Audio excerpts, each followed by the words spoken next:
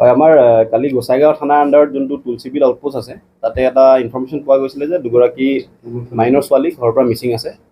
Accordingly আমাৰ ৰাতি patrolling party search কৰিলে আৰু গাঁওবাসীৰ সহায়ত আমি ছোৱালী দুগৰাকী উদ্ধাৰ কৰিবলৈ সক্ষম হৈছোঁ। আৰু তাতে কিছুমান ৰাতি এলিগেশ্যন আহিছিলে যে এজন ব্যক্তিৰ লগত তেওঁলোকে পলাই যাব পাৰে বা তেওঁৰ কিছুমান ইনভলভমেণ্ট আছে নেকি। গতিকে তেওঁকো আমাৰ থানাত আমি পুছতাছৰ কাৰণে সোধপোছৰ কাৰণে আমি অলৰেডি থানাত তেওঁলোক ডিটেইন কৰিছোঁ। আৰু এতিয়ালৈকে আমি ছোৱালীকেইজনীক যিকেইজনী মাইনৰ ছোৱালী আছিলে তেওঁলোকক আমি মেডিকেলি টেষ্ট কৰালোঁ আৰু বৰ্তমান আমি চাইল্ড ৱেলফেয়াৰ কমিটিৰ আগত প্ৰডিউচ কৰিছোঁ।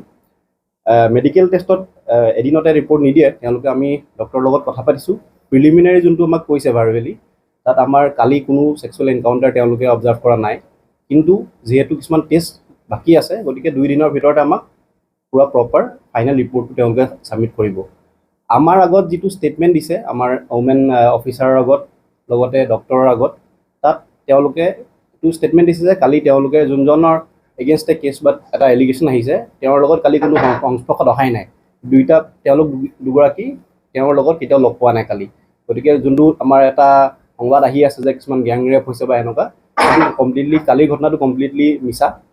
বা আমি এতিয়ালৈকে আমি যিখিনি প্ৰিলিমিনাৰী গম পাইছোঁ, এতিয়ালৈকে কোনো তাৰ আমি বেছ পোৱা নাই। তথাপিতো আমি কাইলৈ আমি মেজিষ্ট্ৰেটৰ আগত প্ৰডিউচ কৰিম আৰু আমাৰ 183ত তেওঁলোকৰ ষ্টেটমেণ্ট ল'ম। মেজিষ্ট্ৰেটৰ আগত যদি ষ্টেটমেণ্ট হয় সেইটো সদায় আইনৰ চকুত হয়তো একচেপ্টেবল হয়। আৰু তাত যদি কাৰোবাৰ ওপৰত আৰু এলিগেশ্যন আহে বা তেওঁৰ কথা কিবা আহে, তেতিয়া আমি একৰ্ডিংলি লফুলি একশ্যন ল'ম। ছোৱালীকেইজনী আমাৰ অলপ ফকিৰাগ্ৰাম ছাইডৰ এটা গাঁৱৰ পৰা উদ্ধাৰ হৈছে। ৰেপৰ ইনচিডেণ্ট হোৱা নাই এতিয়ালৈকে মই যিখিনি ক'লোঁ আপোনালোকক, তেওঁলোকৰ ষ্টেটমেণ্ট ছোৱালীকেইজনীয়ে যিটো আমাৰ ওমেন অফিচাৰৰ আগত যিটো ষ্টেটমেণ্ট দিছে, মেডিকেলৰ আগত যিটো ষ্টেটমেণ্ট দিছে, তাত কালি কোনো ধৰণৰ ছেক্সুৱেল ইণ্টাৰক'ৰ্চ হৈছে বুলি আমাক জনোৱা নাই। কিন্তু কাইলৈ আমি তথাপিতো মেজিষ্ট্ৰেটৰ আগত যিটো ষ্টেটমেণ্টটো একচেপ্টেবল হয়, গতিকে আমি কাইলৈ 183 BNSS মতে মেজিষ্ট্ৰেটৰ আগত আমি লৈ যাম আৰু তেওঁলোকৰ ষ্টেটমেণ্ট আমি ৰেকৰ্ড কৰাম। তাত যদি কোনোবা এনি কগনিজেবল অফেন্স বা কোনোবা ৰেপৰ মেনশ্যন কৰে, আমি যাৰ এগেইনষ্টে যি একশ্যন ল'ব লাগে আমি একৰ্ডিংলি আইনমতে ল'ম। এতিয়ালৈকে মই যিটো গম পাইছোঁ, আমি ষ্টেটমেণ্ট যোনটো শুনিছোঁ বা CWCটো আমাক কমপ্লিটলি জনাব পৰা নাই। আমি যিখিনি গম পাইছোঁ, কালি এটা অলপ তেওঁলোকৰ ভুল বুজাবুজি আছে ঘৰৰ মাজতে, অলপ ভয়তে তেওঁলোকে ৰাতি পলাই গৈছে। ৰাতি তেওঁলোকে অলপ ইফালে সিফালে ঘূৰি ফুৰিছে, ক'ত ঘূৰি ফুৰিছে তেওঁলোকেও নাজানে। ৰাতিপুৱা সময়ত যেতিয়া তেওঁলোকক উদ্ধাৰ কৰিছে, গাঁওবাসীয়ে দেখিছে যে দুজনী ছোৱালী কিয় আছে, তেতিয়া আমাক খবৰ দিছে। আমি মিন টাইম বিচাৰি থকা পাৰ্টীয়ে তেওঁলোকক উদ্ধাৰ কৰিছোঁগৈ।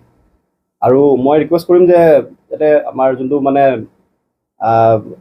এই ইটো সিটোৰ কাণে কাণে কোৱা কথাত বিশ্বাস নকৰি যাতে আমাৰ সকলোৱে আইন শৃংখলা বজাই ৰাখে, আমাৰ আইনৰ ওপৰত ভৰসা ৰাখে। আমি গোটেইখিনি যিটো লিগেল একশ্যন ল'ব লাগে, যদি কাৰোবাৰ কিবা অফেন্স ওলাইছে, কাৰোবাৰ ইনভলভমেণ্ট ওলাইছে, আমি পূৰা প্ৰপাৰলি একশ্যন ল'ম।